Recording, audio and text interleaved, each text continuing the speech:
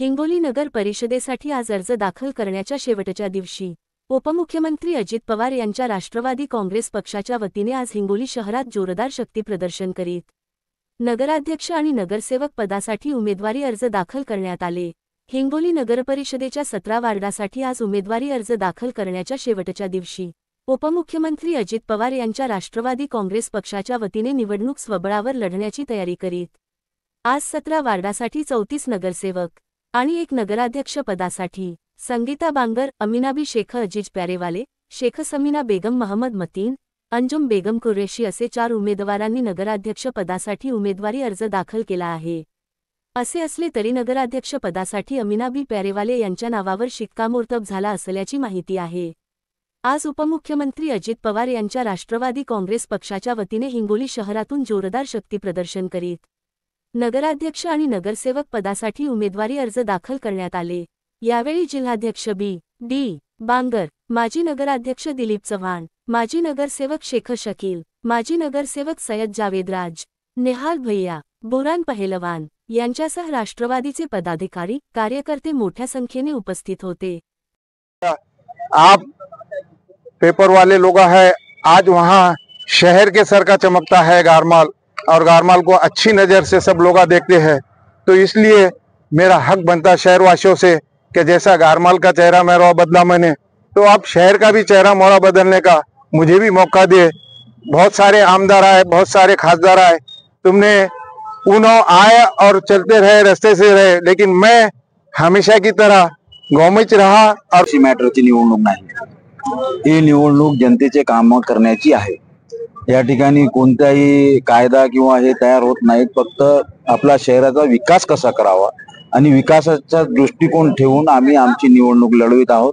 फक्त आम्हाला कोणावर टीका टिप्पणी नाही करायची आहे, कोणाला खालच्या पातळीवर नाही बोलायचं आहे। नेहमीच आमचा विकासाचा मुद्दा राहिलेला आहे। शहरात शांतता ठेवणे, सर्वांना घेऊन चालणे हेच आमचा मुद्दा राहिलेला आहे। आणि या ठिकाणी मी तुम्हाला असं सांगतो की आमचा जे उमेदवार आहे आणि आमच्या सोबत आमचे जे पूर्ण नगरसेवक आहेत ते सगळे अनुभवी आहेत। कसे प्रस्ताव तयार करायचे, कसं विकास करून घ्यायचा, दिलीप भाऊंनी या आधी पूर्ण शहराला दाखवून दिलेला आहे। आणि या ठिकाणी ते असल्याशिवाय शहराचा विकास चांगल्या प्रकारे होऊ शकत नाही, हे सर्व हिंगोलीकरांना माहीत आहे। शहराचा विकास करण्याकरिता त्यांचा मोलाचा वाटा आहे आणि या ठिकाणी आम्ही सगळेजण मिळून राष्ट्रीय लढत म्हणजे काही आम्हाला जास्ती काही त्रास होणार नाही त्याच्यात। ते वन साइड लढत होणार आहे आमची, आणि ते शिवसेनेला मतदान करणार नाही आमची जनता। आमची 17 नंबर वार्डची आता आम्ही 90% आम्ही पुढे आहे, ते 10% वर आहे। ते खोटा बोलून ते प्रोपगंडा करत आहे। आपणही जर आपल्या मीडियाच्या माध्यमातून आझम कॉलनीला जर जात असाल तर तिथं आपल्याला कळेल की शहराचा आझम कॉलनी हे शेवटचा 17 नंबरचा भाग, तिथं किती मोठ्या झपाट्याने आणि किती मोठ्या प्रमाणे विकास झालेला आहे। माझ्याकडे पूर्ण यादी आहे।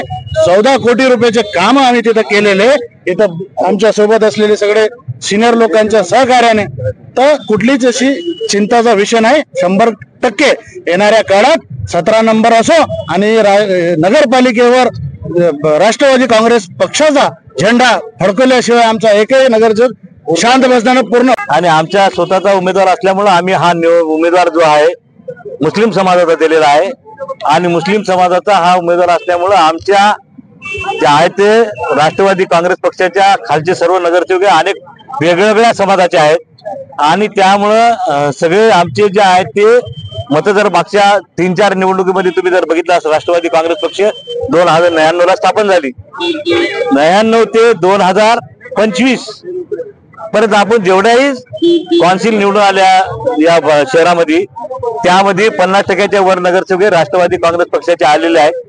आणि कोण्याही पक्षाचे उमेदवार एवढे आलेले नाहीत। 50% राष्ट्रवादी काँग्रेस पक्षाचे, 50% सगळ्या पक्षाचे मिळून असे आमचे त्या ठिकाणचे उमेदवार आहेत। आणि या निवडणुकीमध्ये सुद्धा आमचे 50% वर नगरसेवक निवडून येणार आहेत, आणि शहराची निवडणूक आम्ही हे विकासाच्या मुद्द्यावर लढणार आहोत। आज आपण या ठिकाणी बघितलं की 2000 पासून नगरपालिकेमध्ये आमचा अध्यक्ष किंवा उपाध्यक्ष राहिलेलाच आहे, आणि त्यापासून मग आमच्या या शहरामध्ये झालेल्या विकास कामामध्ये सगळ्यात मोठा सहभाग जर कुणाचा असेल तर राष्ट्रवादी काँग्रेस पक्षाचा आहे। मागच्या निवडणुकीमध्ये